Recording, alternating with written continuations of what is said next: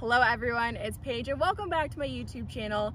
Fun video in store for you guys today. We're talking about wedges, wedge gapping, what is wedge gapping, and loft and lies on your irons. So as you know, in my last video I talked about how I have this new passion for the game of golf. I go through these ebbs and flows, love, hate, as I'm sure we all do, but lately I've really wanted to improve my game. And I noticed that I've been playing more, that my wedges just feel off. The gapping wasn't correct.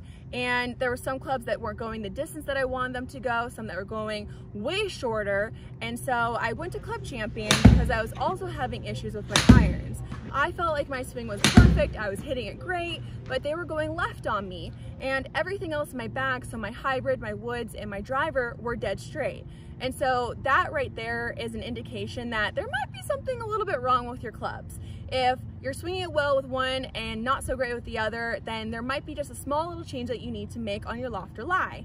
And this is a really cool service that Club Champion does. So I went there, as you guys know, I always get fit for my clubs, and you can come back in for free and they will go through your entire bag with you. So they'll make sure that everything is gapped out properly, that everything is the right distances, and also that the loft and lies are correct.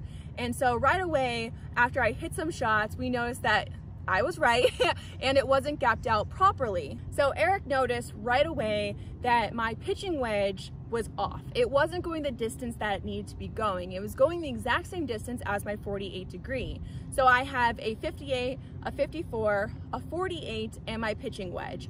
And the 58 was good, the 54 was a little bit off, the 48 was okay, just a little bit, and then the pitching wedge was way off, which I felt right away because I was trying to get it to my normal pitching wedge distance, which is around a 125, 130 carry, and I couldn't get it close. I was hitting it about 100 yards, and that is not good when you need to land it exactly at the right yardage. And so from my pitching wedge, which I was hitting about 100, to my 9-iron, which was going about 135, 140, there was a huge gap there, and so I was missing a ton of greens, and I would try to amp up my wedge, and when I would do that, I would pull it every single time. So there were a lot of issues going on, and so all he had to do was then bend my club to the correct, I don't know, this is why I put it in the hands of the professional club fitters because they know what they're doing, but he bent my club and made it go the exact distance that I wanted it to go.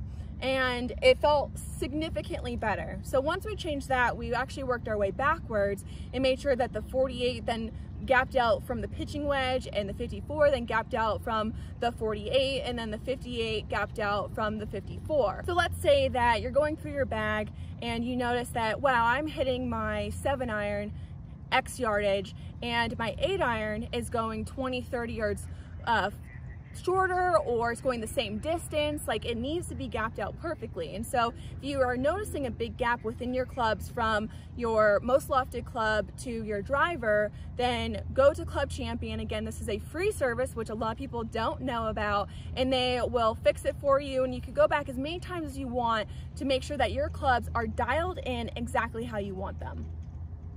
So with my 58, I don't tend to hit this full, and so for me, it's more of like an 80-yard swing. With wedges, you don't want to hit it as far as you possibly can. With wedges, you want to actually have a controlled distance. So when you're going through the fitting process, make sure that you aren't trying to hit as hard as you possibly can. Find a distance that you can control and that you want to continue. So when you gap them out properly, you're not hitting every shot at 100, you're hitting it how you're going to be hitting it on the golf course.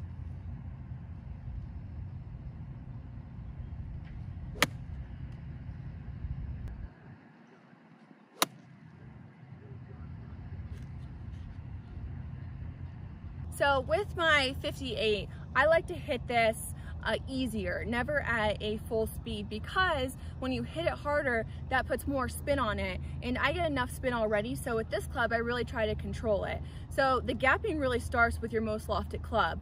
I don't want to hit this as hard as I possibly can, and then the gapping is weird throughout the rest of my bag. So again, swing within yourself when you're going through the fitting process, and also when you're working through the gapping.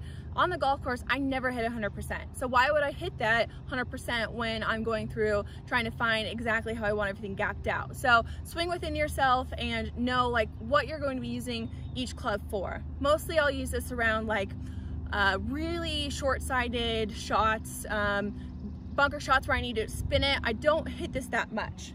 My 54, for example, I hit it everywhere around the greens. This club can go up to about 80 yards, and so this is my most important club. So that one I didn't really care about too much when it came to gapping. This one though is really important for me. So when I hit this one at 100 speed, I need to know how far this goes, my max yardage on this club, because there are times when I'm in the rough or I need to get it really high over a tree. I will hit this at 100 speed. So that's why this is really important. So gapping starts with this one for me, and I had to hit as hard as I can. I had to hit all these different shots. I wanted to see where all my yardages were, and so from there we could really gap it out properly.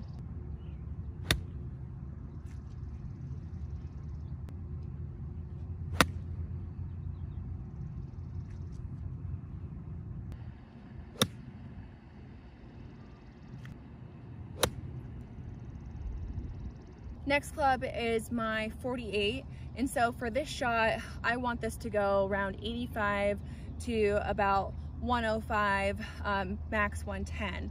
And so I don't hit this much for like a 60 yard, 70, 80. That's where my 54 comes in. If it's super windy, straight into the wind, I'll flight this one lower. For the most part, I will always use my 54.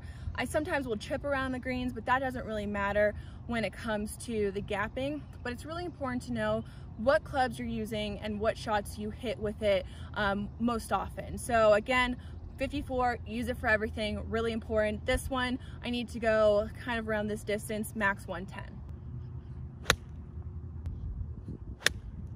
And the last club that really needed the gapping was my pitching wedge. This was the one that was way off. It was going as far as my 48, sometimes a little bit shorter, and that is not what I needed. I needed this to go around like 110 to max 125, and so we just had to bend this to get this go to the distance that we wanted to. We ended up getting it there, which is really great.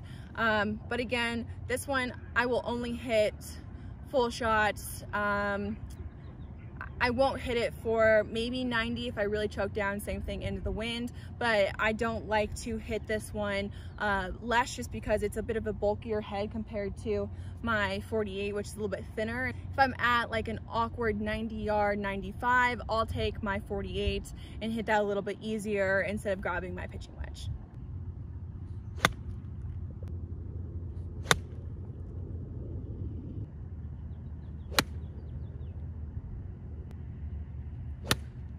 So I hope you enjoyed today's video and learned a lot. I know that this might be a little bit more of a boring topic, but it's actually the most important. I want to stress that the most important part of your game and improving and getting better is knowing your wedges, making sure everything is gapped out properly, and really dialing in your game. And so focus on this. Try it out on the golf course. If you feel like something's off, go to Club Champion and they'll fix everything for you. If you're interested in going to Club Champion, we have the link down below. Go check them out. There's locations everywhere, so you should be able to find a store near you. And if you want to get to that next level, it really does help, and everyone there is so knowledgeable and nice and just amazing. So go check it out. Huge fan. And again, I hope you guys enjoyed today's video. Don't forget to leave a comment down below, like, subscribe, and I'll see you guys next Thursday.